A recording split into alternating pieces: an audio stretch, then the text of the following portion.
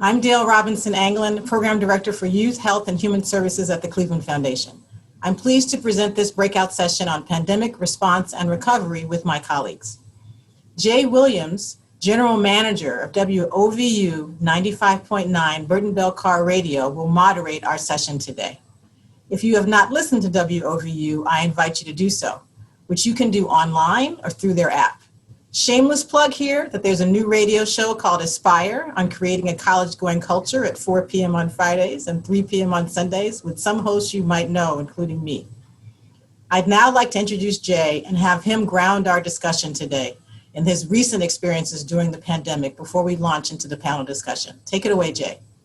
Thank you, Dale, and to all of you that are viewing. We are honored and blessed to have this great opportunity to share with you.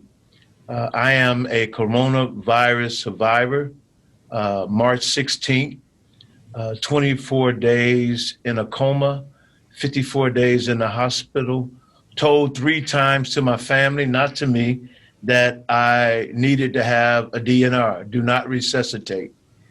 But the fine doctors at Cleveland Clinic and those that know the prayers prayed for me. They said I would never walk, I would never talk, and I will be on a dialysis machine for the rest of my life 3 times a week, 4 hours each time. I'm here to tell you that ain't so. Oh, I know. I could go ahead and clap my hand. Well, you clap your hands too. It's all good. It ain't so. So I'm here. I'm excited.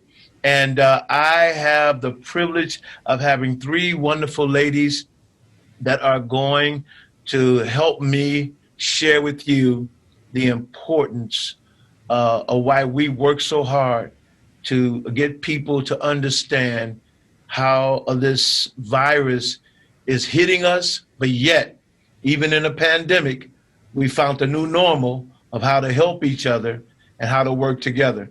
And you can see that now on this virtual session that we're doing. This is unbelievable. This is really, really great and fantastic.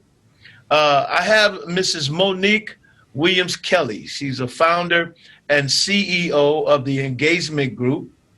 Marcia Egbert, Program Director for Thriving Families and Social Justice at the George Gunn Foundation. And you just heard from one of our newest radio hosts, none other than Dale Anglin, and she is ready and excited. So I don't want to just go on and on, but I want to get deep down into what makes this project that we took on work. And I know from Burton Bell Carr, our executive director, Ms. Joy Johnson, there was over 3,200 people we serve, elders as well as young people.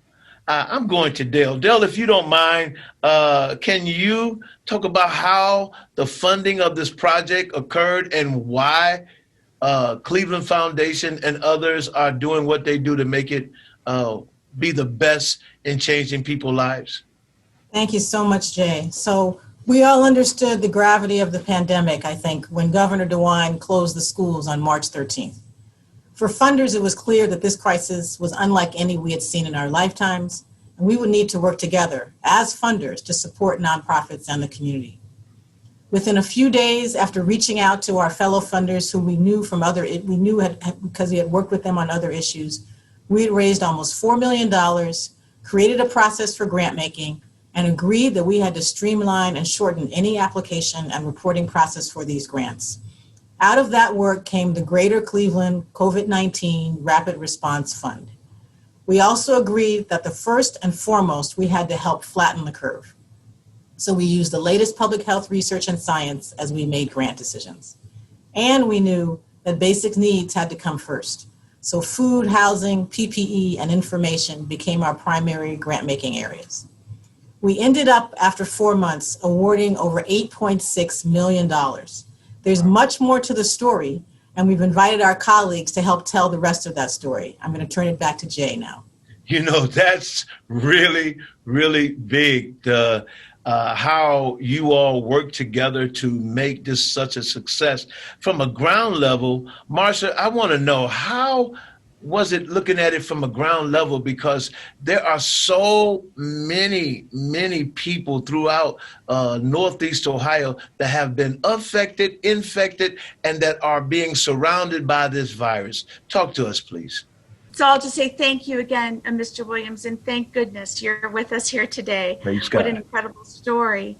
And we're just so grateful to have been a part of the COVID Fund from its launch and now into its future. So I appreciate the question, and I was going to just share a few of the lessons that we've learned from what we've seen on the ground, knowing that this is very much a work in progress. We are learning every day. The impact is changing, evolving constantly.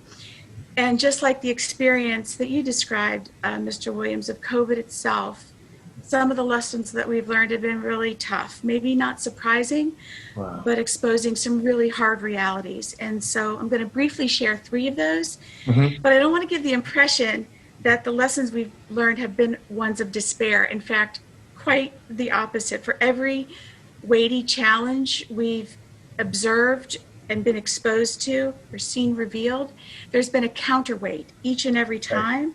It's been filled with hope and creativity and determination and compassion, and most of all, love. It's an amazing community.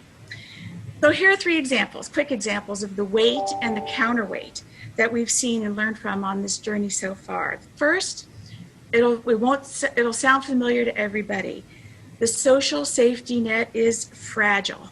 Locally, at the state level, and nationally, there is deep need that exists right below the surface, and that need surfaced immediately and disproportionately, of course, among people of color, among poor neighborhoods, and frankly, it was scary to see. But as that public safety net seemed to fray, many safety nets were stood up so quickly among nonprofits, in the faith community, for groups of like-minded citizens that just came together to try and meet a need.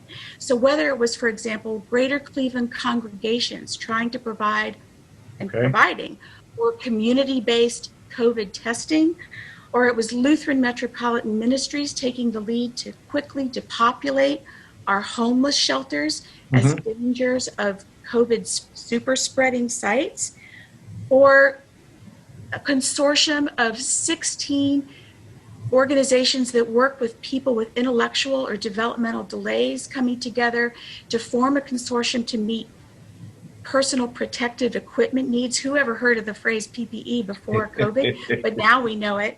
And then Masks for Communities, which was an incredible volunteer effort of just like-minded community volunteers that came together to meet the community need for masks. Over 60,000 masks that were distributed through Masks for Community, and the incredible volunteer effort. So what was the lesson from that one? Give smart, creative people a chance to maneuver, and they can work miracles. So basically, yes, they can. Help them get out of the way and let them meet need from where they see it and where people feel trust. So this means providing, for example, in my world at the Gun Foundation, more running room for nonprofits, do more operating support, provide more administrative support, give those smart and creative people the running room they need to fix what's happening on the ground. So weight number 2, and this will also sound obvious, we were never going to be able to meet all of the local need with philanthropy. As Dale mentioned, there was an incredibly generous response in this community, over $9 million. But in just the first weeks that the phase 1 of the COVID Fund, Rapid Response Fund existed, we had over 350 requests from organizations, small, medium, and large. And there's no way that philanthropy is going to be able to meet that need, even in community as generous as ours. So the counterweight was that, on the other hand, policy advocacy could move mountains. So as I mentioned, hunger relief was an immediate crisis. The Cleveland Food Bank mobilized amazingly. Some of you probably saw the miles-long lines of cars on East 152nd Street or in the municipal parking lot. An incredible effort. But even that scratched the surface. And so we had the chance to work with the always amazing Center for Community Solutions and its team to pursue what was called pandemic food relief, or pandemic electronic benefits transfers. And with the state's support, the federal government created a pandemic food relief that now has brought over $31 million back to this community to serve 105,000 children in Greater Cleveland. So the lesson there, that we have to use our collective voice, philanthropy and nonprofits together, to engage and influence public policy at all levels, out of financial need, but also out of a moral obligation for all of us to maximize our resources. And lastly, the third weight I'll mention was that the systems that were in place were just too often cumbersome and kind of lumbering, frankly, and whether that was government or nonprofit or philanthropy, and that played out across a wide variety of needs. I mentioned the need to serve the homeless population and depopulate shelters, the PPE need, childcare, just to name a few. But the counterweight to that was that systems and structures and sectors can absolutely be nimble and collaborative when needed. So the COVID fund, as you heard, was stood up in a week and built as that plane was flying. So the lesson that we've taken from that is, and again, you've heard this too, don't waste a good crisis. To take stock, to work differently, to try new things, and carry lessons learned from an incredibly stressful time into a better future, particularly the value of taking calculated risks together to serve those in need. So that's a quick summary and just a few of the lessons we've learned along the way.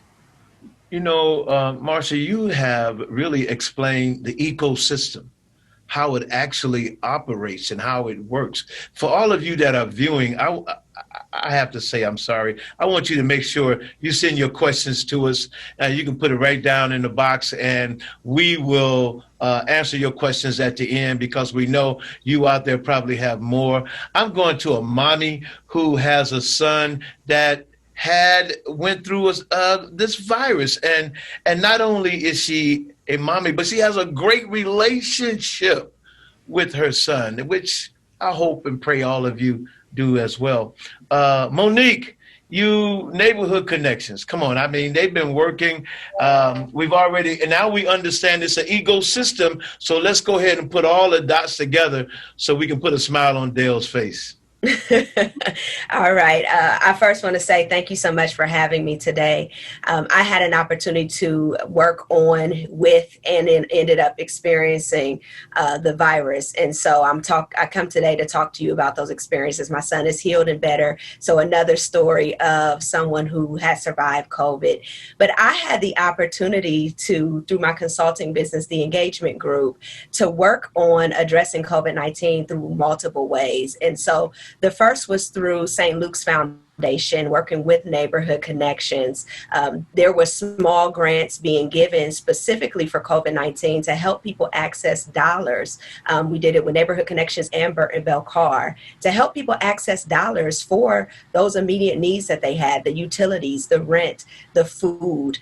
We were able to work on that. And then while working on that project, we got a call, Tom from Neighborhood Connections. And if you guys have not heard about Neighborhood Connections before, it is a phenomenal organization we have here in the city, really supporting efforts and supporting everyday people, activating vibrant democracy. And they really do that through network organizing and through grant making. And so we received a call from Marcia, right? From Marcia saying, you know what? There are a lot of different organizations that are applying for these dollars. They're smaller organizations. Let's figure out how we can support them. And because Neighborhood Connections was already a vehicle set up to be able to provide this sort of grant making, I was able to work with them to create a fund process. So a grant making process that was different from their typical grant making because, again, we had to be quick.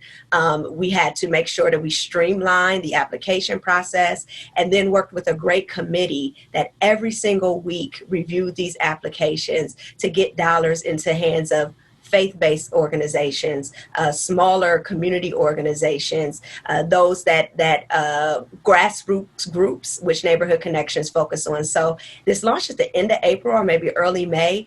182 organizations have been funded. Wow. For an amount of $528,000. Wow. So and these are small projects, like someone wants to get the kids together in their neighborhood to support that learning gap. And so that was, and it's still going. So if you still looking for dollars in regards to COVID-19, go to the Neighborhood Connections website and apply. So in addition to that, in my firm, I was able to partner with Heather Lenz of Sang-Frost Strategy, and we facilitated the phase 1 analysis of the Rapid Response Fund. Quickly, let me tell you that included, so you could understand how comprehensive it was, a national scan where we looked at funds across the country to learn from them. It was an analysis of the phase 1 work, which was looking at the funding trends and the needs, what Marcia explained, but also the process, so we could learn from that. We we did a stakeholder engagement process where we asked 2 questions to the community and heard from 312, thank you community for responding, and an RFI to our nonprofit partners, and we had 314 respond. So all in all, including the one-on-one conversations and small group conversations, we were able to talk to nearly 700 people within an 8-week time period. And that engagement work was a 2-week time period. So our community responded to our questions. I want to lift up the 3 things that came up from what we heard. The first thing was COVID-19 response and recovery. The community is saying that we need help with that. That's addressing those immediate basic needs, but also how do we recover from them? Those needs existed before, they were magnified because of COVID-19. The second one was economic well-being and mobility. So this was about jobs, but it was bigger than jobs. How do we create access and sustainability for pandemics when they hit? People have some stability and something to stand on, that it doesn't leave them in despair.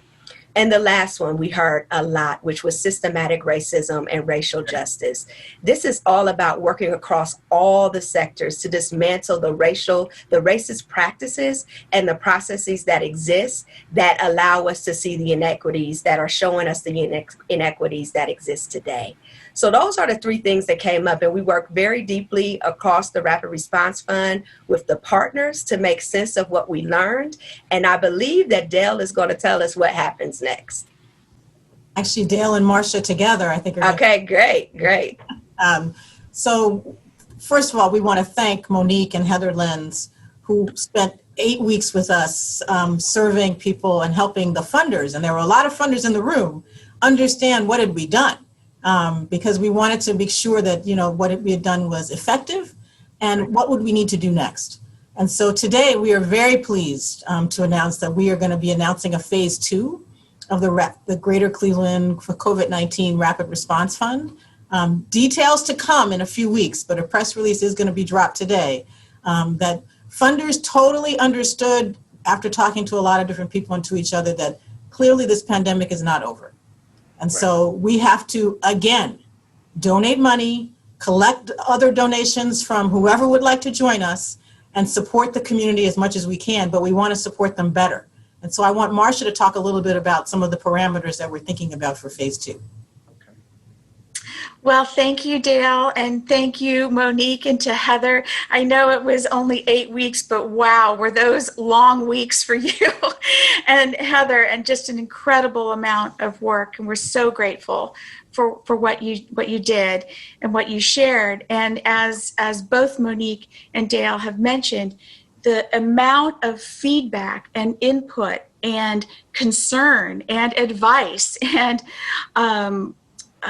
just wisdom that was contained in all of that kind of response is going into what we now know will be a phase 2 that we expect to be able to have operational by the end of this month. So I'm going to knock on something here to hope that that's the case, but everything's moving forward so that we would be able to again respond in real time to what we see are, as Dale mentioned, the ongoing needs. COVID relief is not yet behind us, so we know that we're going to need to continue in a relief mode, a rapid response relief mode, but we also want to understand how do we adapt to what is now our COVID reality, and whether that is at the systems level or it's at a program level or it's at a personal level.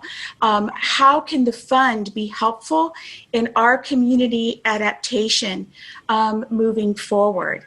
And then, of course, we want to look to the rebound, how we move into a new future. We are in a state of becoming, and no one knows exactly what the other side of that looks like, but we are deeply committed to also use the collaboration of the fund to think about what our community looks like beyond and how to respond in new, creative, nimble, respectful ways, all of which has derived from what we've learned to date. So much to come. Thank you so many of the hundreds of you that were sharing generously your time and thoughts with us. It is a work in progress, and we look forward to learning more as we go and engaging as a real collaborative community on this. And one last thing about phase 2 is we want to announce that we've already raised almost $3 million for phase 2. We have 15 foundations that have said, yes, we're going to do this again.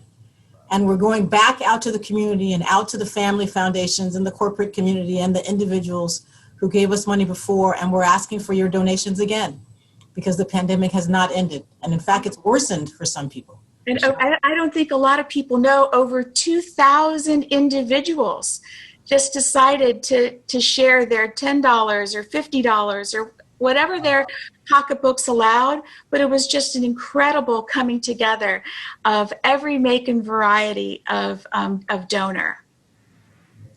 You know, I'm just blessed to hear that information that you're going to do it again. And for those of you that are watching, again, we're taking questions, and I have some I'm getting ready to ask both Marcia and Dale.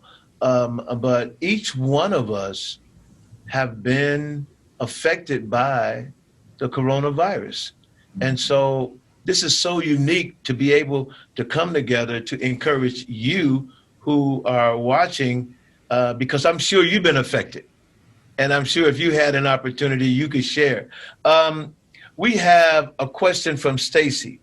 How will capital projects be impacted by the focus on COVID-19 response for human services? In many ways, capital is capacity.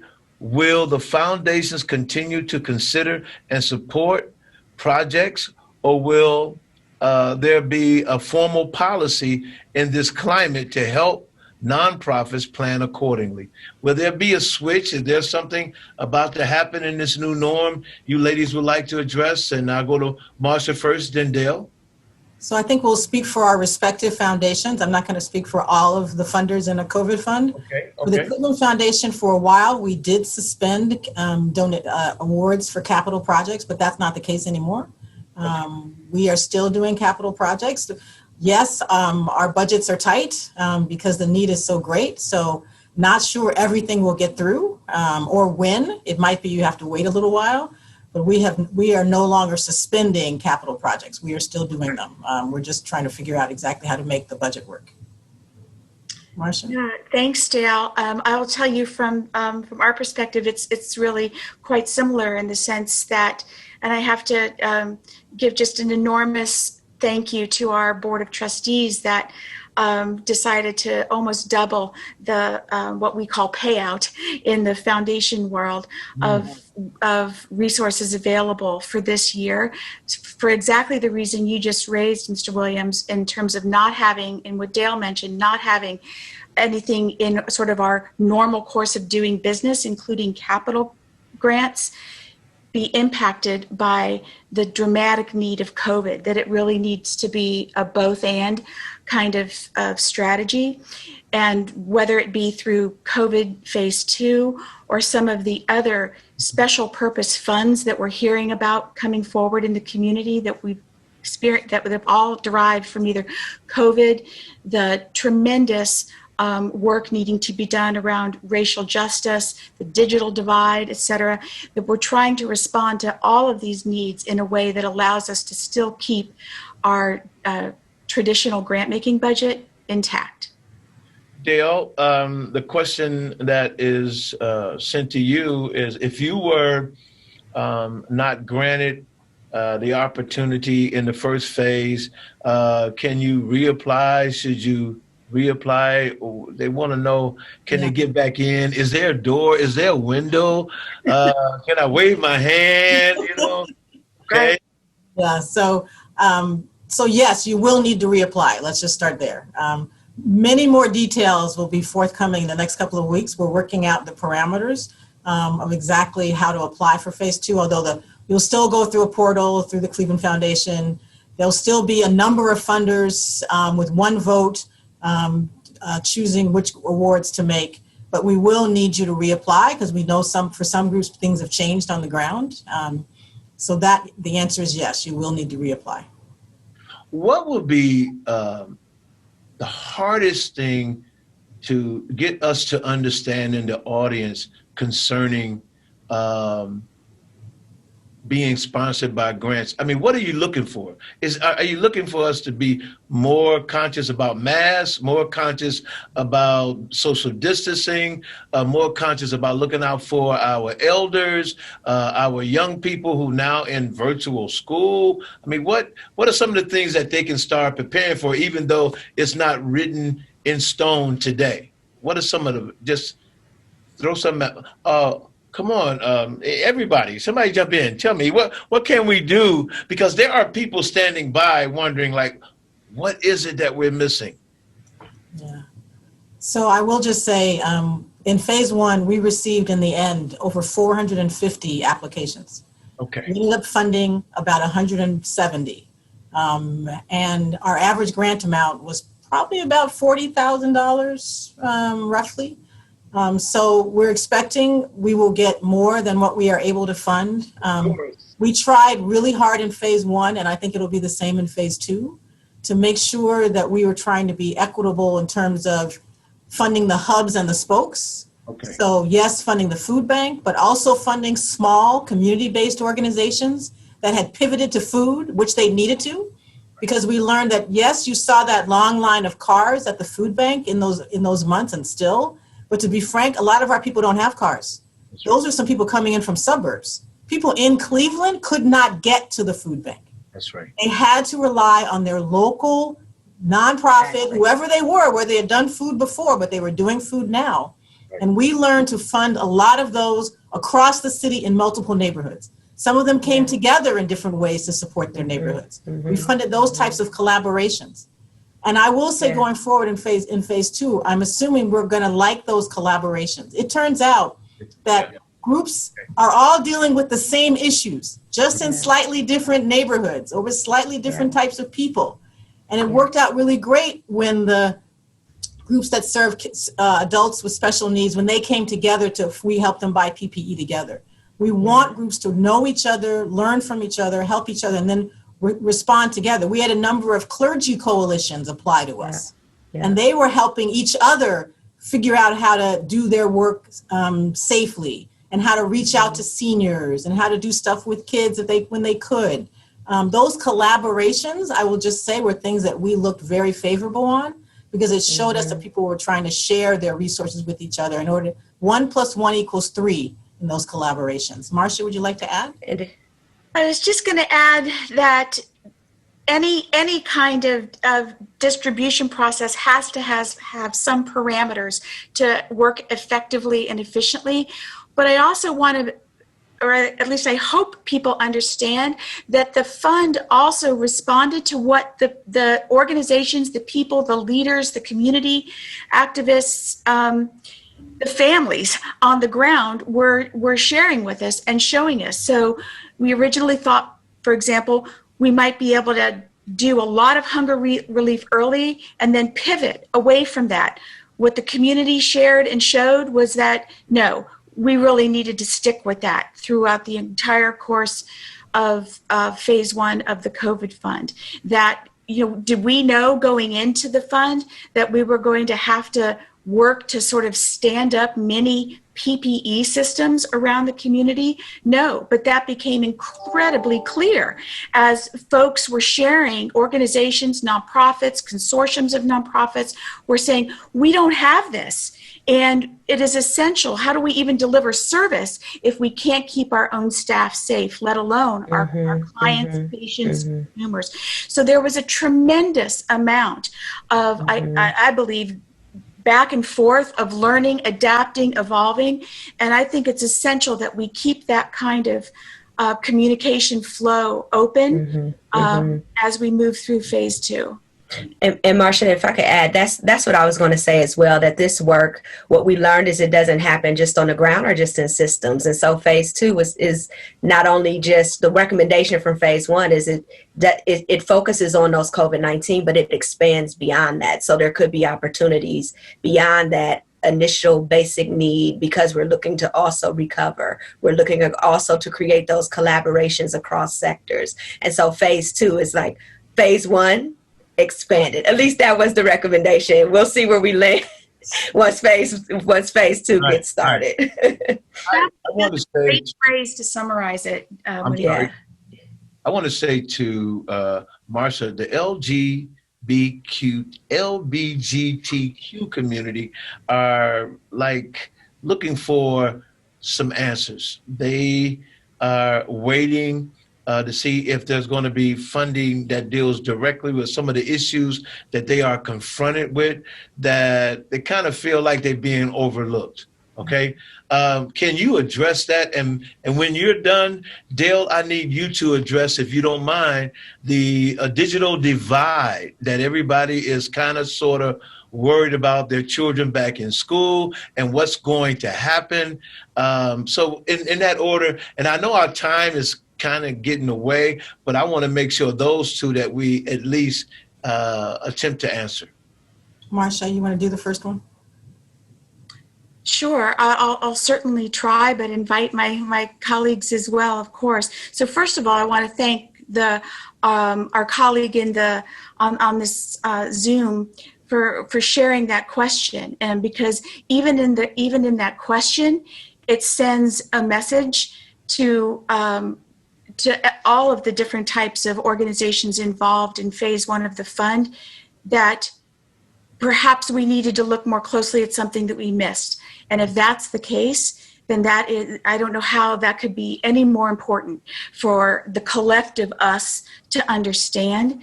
And that goes directly to what we talked about a minute ago around phase two has to learn from, build from, respond to, grow with what we saw out of phase one. So I can assure you that just in the asking of that question, I can guarantee that we will go back and take a much closer look and see if there was something that we simply did not address in a way that was sufficient to do. And I'll just say as an add-on to that in general, not just for the LGBTQ organizations, but it was very clear. Many of our nonprofit partners talked about the need for capacity building. As we're making it through the initial issues with the pandemic, we need to come out stronger. We've got to find ways to adapt, to maintain with and deal with, to be frank, our new normal. And so definitely capacity building is something that all the funders are interested in funding in phase two. We're trying to figure out what that looks like, at what amounts, but definitely that's one of the areas that we would be interested in. And then let me talk a little bit about the digital divide, which we all know was here before the pandemic, just became so important in the pandemic. And again, funders, so let me just preface this by saying, in general, what came out of these 6 months of funders working together is funders realizing we have to do more of working together, not just in COVID, in many different ways. And so you're about to see announcements about lots of different funds where we are pooling our resources, aligning our resources, learning together publicly with community members so that we can all address these myriad of issues that we are facing in 2020 and beyond. So one of those next efforts, separate from the COVID fund, is the Digital Equity Inclusion Fund. I think I got the name right.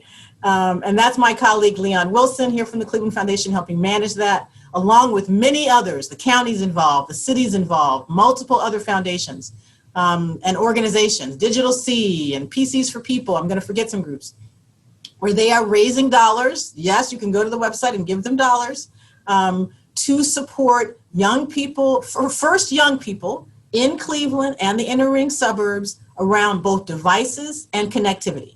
And they're working with CMSD to get their kids devices and connectivity, but also non-CMSD kids. And then they're going to go beyond that and work on toward helping seniors and workforce people who are trying to get jobs if they need connectivity. So this is not will be done in 6 months after all kids get devices. We're starting with kids because school is so important, and we're continuing on. And so they're raising multiple $1 million. Okay, I'm not going to remember the amount. 7 or 8 million, they're still trying to raise to try to support that issue. And then also to work together long-term around how do you bring down the cost of connectivity for these families? How do you make connectivity as widespread across multiple areas so that everybody is able to be frank, manage in our new normal? I want Monique to have a few words, and then we're going to close. We are so honored and blessed, as always, to have so many of you involved. Monique, and then we'll give some final words, and we hope that you all will fill out the survey and that you will be a part of this wonderful week that is really going to be exciting. All I have to say is thank you for having me here. I said a lot throughout the panel as far as the work is concerned. I just look forward to continue to, in whichever way God will have me, support these efforts. It's very important. And I'll just ask community, you responded once. Please continue to respond and be involved. I know it's hard because sometimes it doesn't feel like things are going to be different, but still show up every day and put your best foot forward so we can begin to see changes in our region and get the support and the help that we need. So thank you again for having me. And I want to shout out my partner again, Heather Liz from Sang Frost Strategy. And we've been able to do some incredible work together. So thank you all. I want to say to you, this great audience that are viewing us, if I had to give you some words about the coronavirus, I would say to you, make sure you wear your mask. Make sure you are social distance. Make sure that you take time out and you always look out for your family. Don't let someone say that they feel a little sick and you let them, you don't take care of them. Look out for your family. Look out for your neighbor. Look out for the people across the street. If you don't see them, and I know we do very little meeting everybody, but we should take time out and just be observant. Coronavirus is real. It's not going nowhere. And the only thing we can do is work together to make a difference. I pray that you all would take time out and give us feedback. I pray you would share your thoughts today. I hope more than anything you give an applause to the great panelists, these wonderful ladies that have put it down. I give y'all 2 thumbs up, 3 thumbs, 4 thumbs. Well, yeah, you did a great job. And there's still time to register for more exciting annual meeting week activities on clevelandfoundation.org. Please get involved, join, give $10, $5, be a part. Make a difference. We thank you so very, very much. Thank you. Thank you. Thank you. Thank you.